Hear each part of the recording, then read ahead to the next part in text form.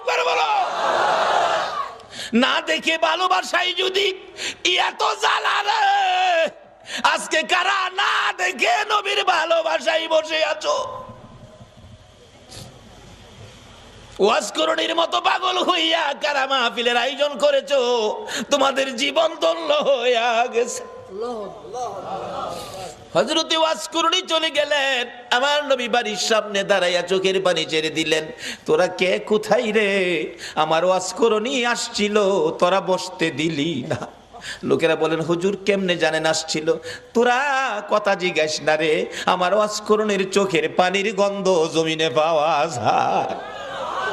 যেই নবীর ভালোবাসার চোখের এক ফোঁটা পানির দাম আল্লাহর আরশের চাইতেও বেশি। যেই নবীর ভালোবাসার একটা ফোঁটা চোখের পানি যদি কারো জমিনে পড়ে,